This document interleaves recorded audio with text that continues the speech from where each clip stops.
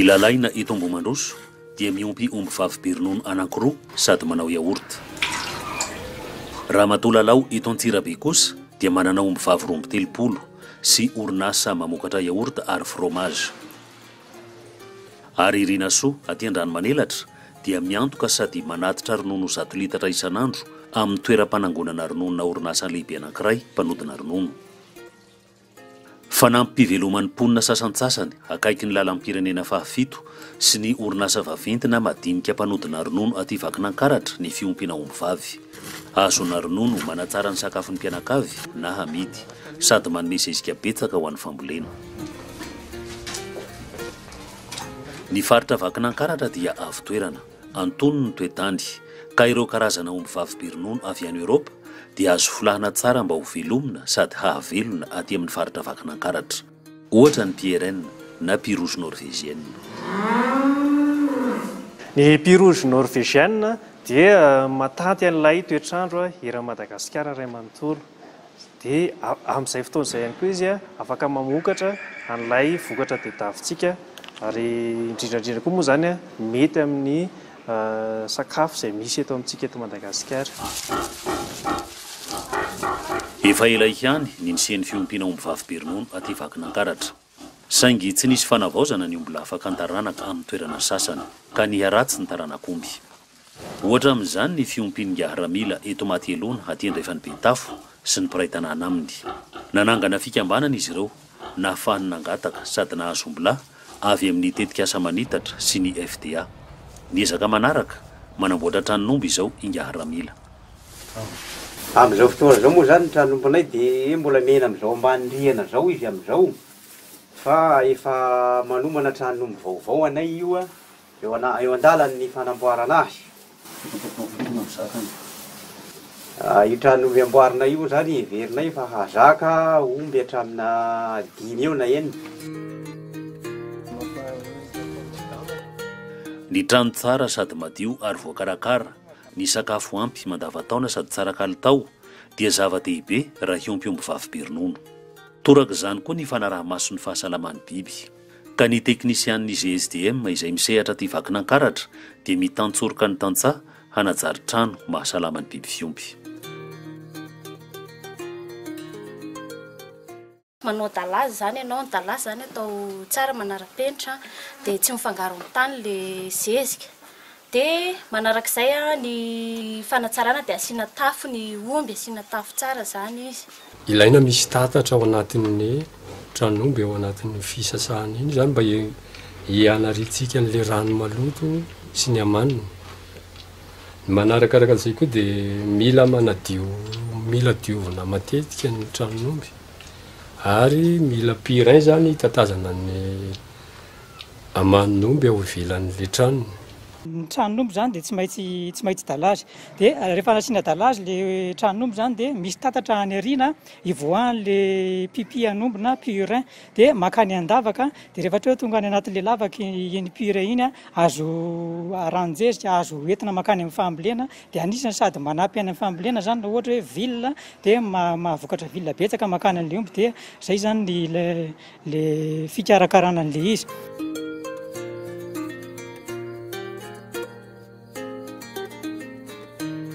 Isan-karazany ny haben'ny fiompian'ny tantsaha, misy antonontonony toy ny an'ny Lalaina sy Daniel. Misy kosa manana toeram-piompiana mahazaka omby ampolony maro, tondra kotohasy eto Antsampatsaha Andranomanelatra. Ato zao miasa amin'ny omby sy ny any ivelany satria mila asa be koa ny atsaha amin'le mamboly vilona. Dia misy olona any amin'ny 5 isan'andro rehefa tena famokarana an'le vilona amin'le volon-tsatsaka sy ny manao anina be ny atsaza dia misy olona any amin'ny 20 mahery isan'andro. Ny sakafon'ny biby ompiana dia homanina ho ampy mandavataona. Tsy maintsy tsinjovina ny andro maina sy ny vody andro merika ka mamboly vilona isan-karazany. Ankoatra ny vilona zanatany dia azo atao sakafon'ny biby koa ny vomanga, ny katsaka, ny apemba, ny radi. Ho fanampy ny vilom-bazaha izay vao nampidirina taty aoriana. Ka ny vilona dia misy ambolena an-tanety toy ny bracaria, ny junkao, ny farinomby na penicetum, ny kuzozy, ny chloris. Fa misy koa vilona azo ambolena tanimbary atao voliavitra rehefa miakatra ny vokatra toy ny avoine, ny raigrasse sy ny maro hafa mba ho betsaka ny sakafo. Mampifandimby volo zany zay rehefa aririnina ilay izy dia asiana voly avitra, villa ohatra izao. Dia rehefa favaratra dia asiana vary. Atao fanampin-tsakafon'omby amin'ny maintany zany ilay villa amin'ny ririnina ohatran'izao. Dia mba ahafahan'ilay olona manohy foana ilay famokarana an'ilay sakafon'omby dia miezaka mamokatra an'ilay masom-boly ihany koa mba ho an'ny fambolena amin'ny fotoana magnaraka indray. Ho an'ny fambolena ao anatin'ny voly avitra na villa moa zany dia vokarina izy amin'izao dia ambolena indray amin'ny taona magnaraka. Ao koa ny provandy, vokarin'ny orinasa na amboarin'ny tantsaha ho fanampin'ny vilona izay tahirizina ho sakafon'ny omby mandavataona. Misy ny atao otribilona na ensilage, misy ny atao vilomaina na foin. Ny provande sy ny tahirim-bilona tsara kalitao dia antoka hahatongatonga ny zanak'omby sady mahatombaty ny omby vavy ka mamokatra ronono betsaka rehefa lehibe. Dia ny tena ady be amin'ny asa atao zany dia volovilla, tena mamboly villa. Zay zany ny tena satrehana. Io zany ny tena raha vao hoe tsy eo ny sakafo dia tsisy vokatra miakatra. Ary tena ratsy dia ratsy ny vokatra raha vao hoe tsy ampy ny sakafo. Arakaraka ny karazan'omby ompiana, ny karazam-bilona ahafahana azy. Ny an'i Monique eto Merimitatra ohatra dia tsy pierrenne tsy mitampoka no ompiny fa omby zafindraony, ka ny sakafon'ny omby dia vilom-bazaha hambolena afangaro amin'ny vilona zanatany. Mba hoentina hanatsarana sy tsonjovana ny amin'ny maintany dia tena miezaka mihitsy zay mamboly villa. Dia le villa ambolena moa dia rehefa karazam-bilona rehetra ka fihinan'ny omby dia ataonay daholo toy ny bracaria, ny raigrasse, ny avoine, ny chloris, ny kizozy, misy dimkao ihany koa. Dia mamboly radis ihany koa zay dia fanampiny ihany koa moa afaka ataonay sakafon'omby ihany koa ny ravim-bomanga, zavatra maitso ohatry ny adratsy rehetra izay mpanimba voly dia alaina ihany koa ataonay sakafon'omby.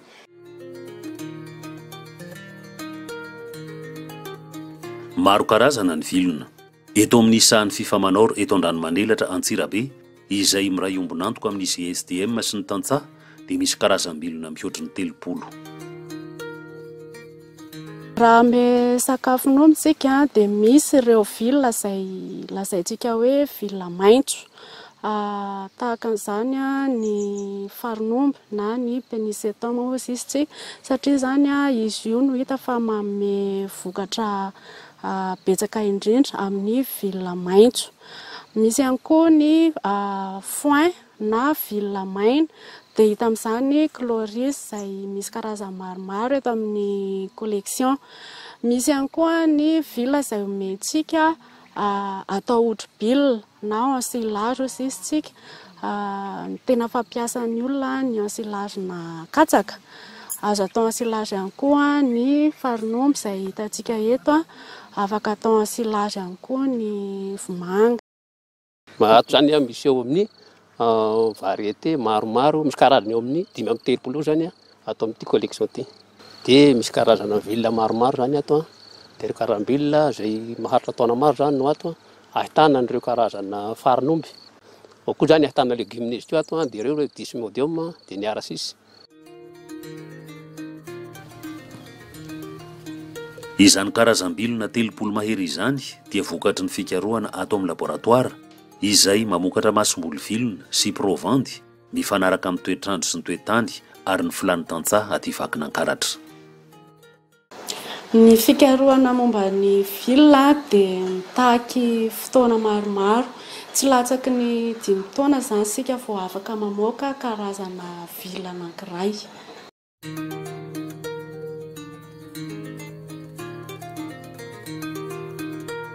Arahantsika izao ny fomba fanaovana otribilona na ensilage sy ny fanaovana foin na vilomaina.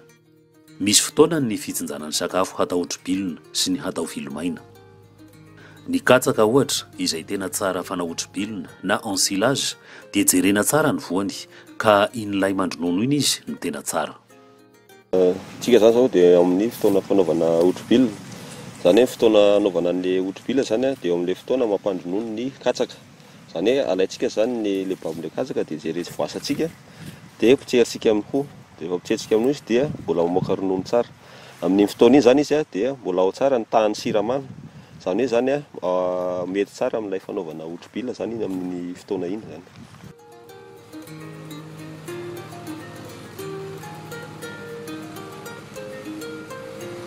Ampiasana fitaovana moderna toy izao ny fitsinjanan'ny katsaka raha midadasika ny tany voavoly. Torotoro tsara ny katsaka rehefa tsinjaina amin'ny trakteur.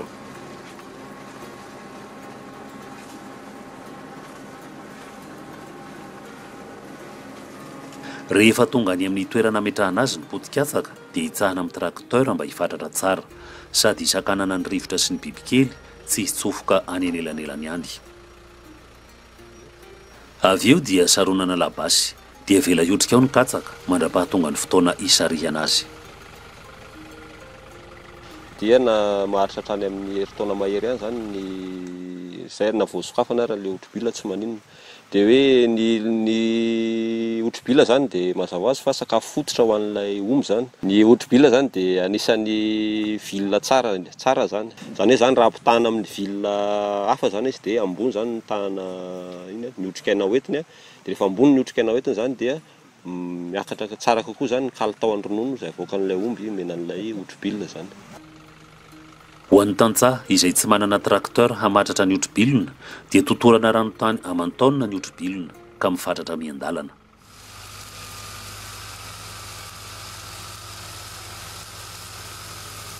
Ny ahitra fanao vilomaina na foin kosa dia ireo vilona lavataho sady madini-dravina toy ny chloris, ny kuzozia, ny bracaria sy ireo karazana farin'omby. Kendrena mba ho tsara ny andro amin'ny fotoana andidianan'ny vilona ka ampianarana ny tantsaha ny fomba hentitra amin'ny fanahazana ny vilona. Atao 10 cm eo ny hateviny mipariaka eo an-tokotany. Avadibadika indroa na in-telo isan'andro ny vilona mandritra ny 3 andro. Rehefa atarana azy hoe maina tsara dia rehefa alaitsika zany izy a dia somary mikarepoka kely a. Moa ny lokony zany a tsy mavomavo be fa maitso mazava zany ny lokony a, tsy misy fofona. Zay zany nafantarantsika hoe vilona tsara, vilona maitso tsara zany no teresika zany. Dia ny faharoa manaraka an'izay ny vilomaina dia anisan'ny sakafo fototra ho an'ireo omby kely zany. Zany hoe zany ny omby kely hatramin'ny fahenim-bolana zany dia ny vilomaina ny tena tsara mihinana azy zany mba ahafahany manatsara ny fitaova fandevona-kanina zany. Rehefa maina ny vilona ho an'ny tantsaha aty ambanivohitra dia tahirizina ka afatratra amina tranomaina tsara sady tsy hidiran'ny rivotra ny vilomaina na ny foin. Toy izao kosa ny fitahirizana ny vilomaina raha manana fitaovana famatrarana toy ireny hitantsika fanao ny vazaha velany ireny. Fikarakarana anazy zany dia maro ireo afaka hitehirizana anazy. Voalohany zany afaka ataontsika ao anaty silo izy na tramobilina. Afaka ihany koa izy ataontsika amin'ny balle na silazy na balle plastika ohatran'izao. Dia afaka ihany koa isika atao anatin'ny basy plastika na barika. Zany hoe ny tanjona zany dia hoe ahoana ny fomba fiotrehana an'ilay vilantsika tsy misy rivotra, tsy afaka hidiran'ny rano, tsy afaka hidiran'ny bibikely mba ahafahan'ilay fiotrehana mizotra tsara zany. Zava-dehibe fahatelo raha te hahazo vokatra tsara sady betsaka ny karazany omby ka ny pirose norvégienne izay efa zatra ny toetany Madagasikara dia aparika atao fakantaranaka any amin'ny tantsaha. Ny veterinera kosa dia mitety ny tanàna ny mpiompy manara-maso ny fahasalaman'ny omby. Io zany ny fanaraha-maso aloha dia misy ny teknisianina izay sy ny dokotera veterinera manaraka anay eto manampy anay amin'ny zavatra rehetra tsy vitanay. Ny tena aretina mpahazo an'ny omby aty aloha zany dia aretina azo avy amin'ny katsetsitra, le resaka kankana, kongona, reny zany ny tena betsaka mpamely aty moa. Amin'izao koa tsika zany anatin'ny vaninandro ririnina dia le resaka tsy fandevona-kanina zany ny tena betsaka mpahazo an'ny biby aty. Ireo tantsaha mpitazona omby lahy toa ny fara oliva eto tsara mandroso an-dranomanelatra sy ny mpikambana ao amin'ny association sandratra dia efa nomena fiofanana amin'ny fampanarahan'omby. Misy ny fampanarahana enti-tanana na insémination artificielle ary misy ny fampanarahana tsotra. Alohan'ny hampanarahana ny omby dia saina mitsambikibikina aloha izy manatanjaka ozatra. Zay mihitsy le sport zay mampatanjaka azy tsara iny le mitsambikimbikina iny, matanjaka be izy amin'iny. Mila manao an'iny galop kely iny izy mba hampatanjaka tsara azy satria izy omby hoentina hampanarahana rehefa avy eo. Anao monty izy rehefa avy eo dia matanjaka tsara ny ozatrany. Omby vavy 3 no nampanarahana tamin'ny omby lahy ny fara oliva tato anatin'ny herintaona. Ny tsaika avy hatrany ny 7 ny 3 kosa namerina. Izany hoe mila fantarina koa ny fihetsiky ny omby vavy hoe te hanaraka na mihetsika na sidy mba ho tonga dia hitsaika raha vao avy manaraka. Indray mandeha fotsiny defa mety le izy zany fa tsy mila hoe averina be lehibe fa indray mandeha fotsiny defa mety. Dia toy izao ataon'ny lalaina eto Ambohimandroso izao ny fomba fampanarahan'omby. Tonga eto amin'ny lalaina ny tantsaha-piompy manodidina mitondra omby vavy hampanarahana amin'ny omby lahy. 2 alina ariary ny saran'ny fampanarahana iray. Mandoa 5,000 fanampiny kosa raha mamerina. Alohan'ny fampanarahana dia mitsirika ny fahasalaman'ny biby ny teknisianina ka raha vao misy aretina mampiahy dia janona ny fampanarahana. Raha anakaiky aloha zany ny fahasalaman'le omby vavy sy indrindrandrindra le omby lahy le hitondrana anazy. Ka rehefa ohatra hoe samy salama zany reo dia atao ny fampanarahana. Moa ohatra ka hoe zany hoe misy indraindray ohatra hoe marara ny omby lahy na ny omby vavy dia tsy maintsy taretena aloha dia hita hoe salama tsara vao entina hampanarahana indray. Inona no mety zavatra mitranga loatra somary tsy dia tomombana loatra ny fahasalamana? Izy toa dia tsy mitsaika aloha voalohany indrindrany. Moa mety mitsaika ihany izy fa any afaka fotoana afaka volana vitsivitsy eo izy dia afa-jaza.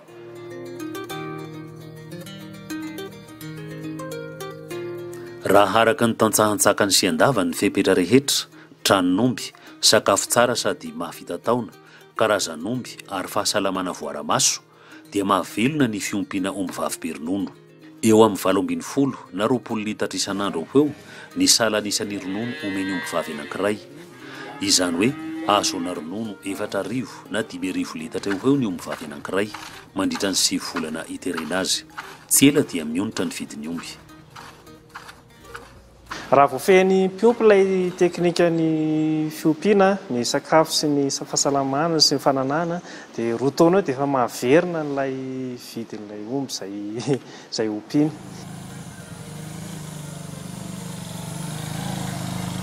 Samy manana ny fomba fivelomany tantsaha. Ao ny miantoka sy manatitra ronono amin'ny toeram-panangonana izay apetraky ny orinasa mpanodina ronono any amin'ny tanàna ambanivohitra toy ny eto Merimitatra aty an-dranomanelatra. Zaho manana omby 2 amitery 4,20 litra isan'andro. Dia manangona ronono ihany koa miaraka amin'io 100 litra 10 litra isan'andro no teriko eto amin'ny centre eto. Raha ny voangona eto aloha angamba dia eo amin'ny 200 mahery eo isan'andro 200 litra mahery. Ary ny mpanatitra zany folo ny mpanatitra zany manatitra ronono, ao ny manana 100, ao ny manana 70, 50, hatramin'ny 20, hatramin'ny 10 azy. Satria ny mpiompy rehetrarehetra manodidina ety koa dia ato daholo no manatitra. Tena mpiompy izy zany, tena mpiompy. Ny an'ny lalaina kosa dia anaovany yaourt manontolo ny ronono 4 litatra isan'andro. Raha mividy raha ohatra raha ronono tsotra zao no ohatra mivarotra ianao ohatra hoe 900 dia ny litatra dia ny rehefa le yaourt rehefa ataonao yaourt iny ronono 2 litatra iny mahazo amin'ny 6 boaty eo amidy amin'ny 500 na 700 dia rehefa ahodina atao yaourt izy dia mba lafo 500 sy 4,000. Inga hely Patrika mivady dia miompy omby vavy 13 any Finanankarena. sady mbola manangona ny ronono tantsaha manodidina any manandona. Izy mivady dia mamokatra yaourt sy fromage be dia be ka milahatra ny mpitondra voandalana izay mandalo eto Antsirabe. Efa misy point eo amin'ny firy efatra mianatsimoany dia zareo ano efa miangona eo isaky ny amin'izao zay mandalo dia efa miandry anay eo izy amin'ilay point ireo. Nanangona tamin'ny tatsatanay manandona taloha. Misy tatsa maromaro ny anasa tamiko teo amin'ny 50 teo eo. Fa izy zany raha malala ihany moa le manangona amin'ny olona zany ianao indraindray misy zavatra tsy voatandrina ny olona amin'le ronono. Dia izay ny antony hoe rehefa nandinika taty afara dia aleo mahaleo tena.